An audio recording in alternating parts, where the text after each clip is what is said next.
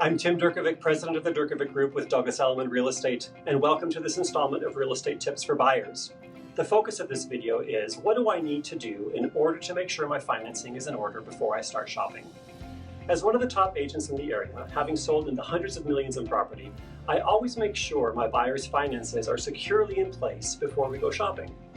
It is not only important that you as a buyer know that you are in a secure financial position, it is important that when you write an offer, that you can show the seller that you are able to close the deal. Obviously, if you're writing an all-cash offer, you are in an extremely strong position. The only thing you will need when writing the offer is to provide proof that the funds exist to close the deal. This doesn't have to all be in one account. You can show the funds across several accounts as long as the total is there to close. If you are getting a mortgage, you need to make sure that you have been qualified and approved by a lender. There are two types of letters a lender can give you. One is called a pre-qualification, the other one is a pre-approval. The pre-qualification is obviously not as strong as a pre-approval. This typically comes once you have had a conversation with a lender verbally, sharing your income, your debts, and desired price point for purchase. The lender can quickly figure out what they'd be able to lend to you and will give you a letter stating so, subject to conditions for approval.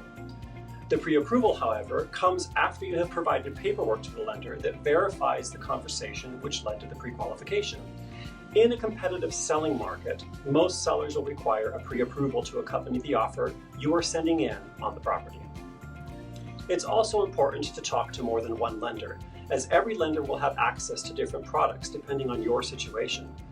Make sure you understand the distinction between a direct lender and a mortgage broker. A direct lender is one that has direct access to funds from which they can lend, sort of like a big bank. Sometimes they also have broker access to other products from other companies. A mortgage broker, however, shops for the best products for you from a variety of different lending sources. I typically suggest either using direct lenders or mortgage brokers, but another source for funding could be your big bank. They have mortgage products as well, and sometimes they are very competitive, especially if you are a private client with them. The downside to the big banks, though, is they usually have a lot of red tape you have to go through, and it can take a lot longer to get the deal closed.